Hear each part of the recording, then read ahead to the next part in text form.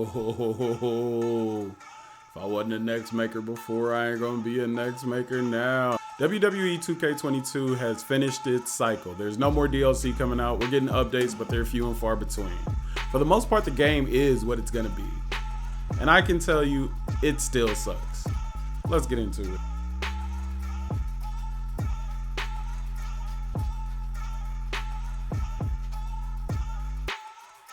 I'm not gonna approach this as a normal review.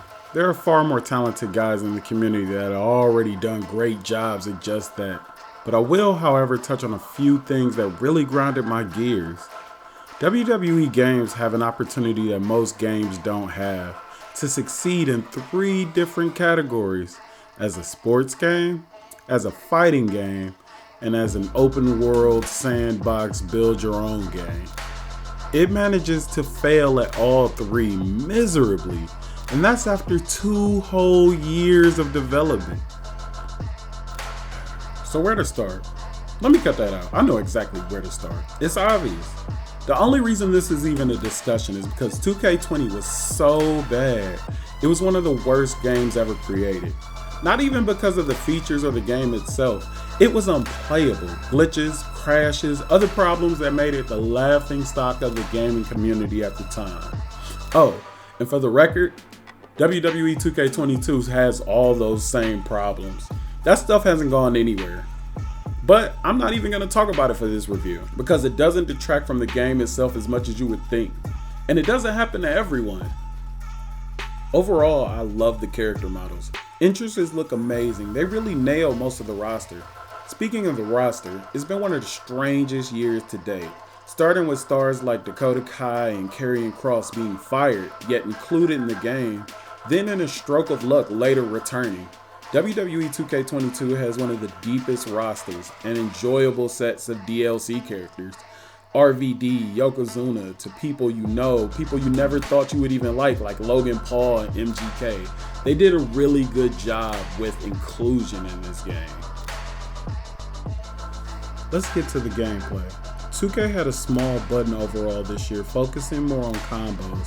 Adding a sway and blocking system to reversals honestly is hit or miss. I can see where they were trying to go, but most people still use the limitless reversal button. We complained in 2K19 about only having 4 reversals, but it actually added a real element of strategy, knowing you couldn't reverse everything. Overall, I've had the most fun playing this game with friends. For my friends who don't play every day, it was real easy for them to pick up and play and understand everything that was going on. Playing single player modes is where it all comes crashing down. Most superstars don't feel very different. Even at the highest levels of difficulty, it still has a real arcadey feel. I won't even get started on what it's like to make content with this game. Earlier I said this game fails in 3 categories. Let's start with the first. It fails as a sports game. WWE 2K22 has a season mode, a card-based game mode, a GM mode, and a career mode. Just like Madden, MLB The Show, FIFA, and NBA 2K. However, WWE's season mode, its most popular mode, Universe mode, largely remains unchanged the last few years. It has the same menus, it has the same cutscenes, there's no draft, there's no change in shows, there's no player progression, there's no player regression. Imagine playing Madden if Tom Brady doesn't age or get any worse. Imagine playing NBA 2K and Steph Curry and the Warriors are the exact same team they are in year 9 as they are in the first. If I'm being all the way honest, this mode currently constructed offers little to no replay value. There's a reason most of my simulations on this channel are only a year. One of the joys of an average sports game is seeing a nobody player rise to superstardom. That's just not gonna happen on WWE 2K, not naturally at least. If you want to follow Dominic's career, he's gonna be in the mid card unless you put him in the #1 contender spot. And even then, that takes away from the immersion, the fun. Showcase mode is always hit or miss for me. 2K22 is no different. This year it focused on Rey Mysterio. I love that it takes me back to big matches and big angles from his career. It's really dope. They got all the arenas and the attires correct, and it's a beautiful thing. What I never liked, instead of just winning a match or participating in a match, it's an objective-based mode. Meaning if there was a springboard suplex in that match, oh yeah, you damn right you doing that springboard suplex. And if you're unfamiliar with the buttons, yeah, you might want to figure it out. Oh, and I know what you're thinking.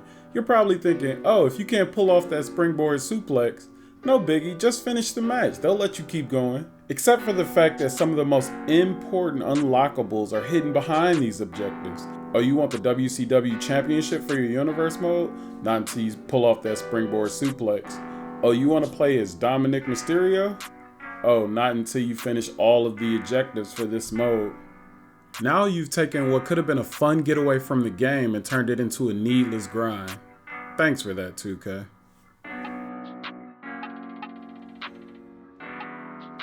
I feel like GMO has loads of potential. If this mode is worked on, it can be loads of fun. Setting matches, figuring out ratings wars, budget, managing the locker room can keep you busy for hours. But like I said before, this mode is only good for a 15-week or 26-week sprint. I can't remember the ratings off the top of my head. Hell, it took WWE 83 weeks to beat WCW back in the day. Not to mention smaller match tables, and they didn't have all the title belts in at launch, and it still has some problems, but there's no need to deep dive into it. No, absolutely not. I refuse to talk about my faction because I didn't play it. We all knew what this was when it was announced. It was a shameless cash grab. It's a slippery slope of microtransactions that 2K is on. Which I can't hate. Go and get your money, man. Do what you gotta do. But the fact that you hide some of the best versions of superstars in this mode, like NXT Rollins and Roman, Attitude Era Triple H, Ruthless Aggression Shawn Michaels, is just wrong. And like I said, this isn't even their worst offense. So the second way this game fails, it fails as a fighting game. At its core, that's what a wrestling game is. But unlike Tekken or Mortal Kombat, this game doesn't reward you for being good. There's no difference between a guy who's logged 100 hours with The Undertaker and some kid spamming a clothesline. Then you realize in the middle of online, what's it all for? What's my incentive? All those things you threw behind showcase mode, you couldn't bother to put any in online? Okay, I get it. Not to mention this is all going down on the 2K servers, and we all know how stable those are. I'm not going to spend too much time talking about My Rise. Funny I say that, because My Rise has 160 hours of gameplay between the men's and women's story. Honestly, they did a pretty decent job. Some of the dialogue is cringy and there's a lot of minor details missing, but there is fun to be had in that mode. It kind of sucks that I can't take my My Rise character out of My Rise and in the universe mode. I had to recreate that bad boy all over again. But minor gripe, we move on. And finally, WWE 2K's biggest failing as an open world creative game. This community is the best in gaming.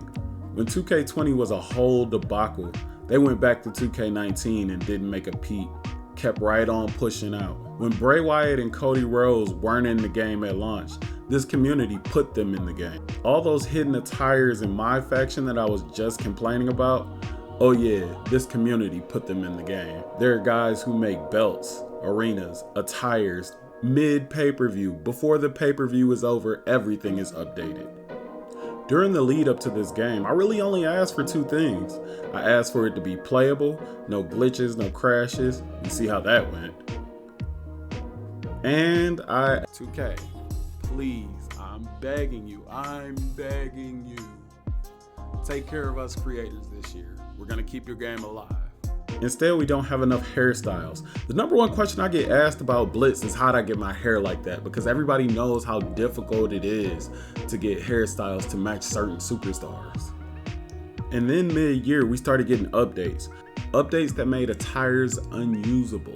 Updates that made shoes go away. There are people who make real-life shoes in this game without any explanation. At one point in the year, you banned modding. With 2K23 right around the corner, For the first time in its existence, you'll have real competition.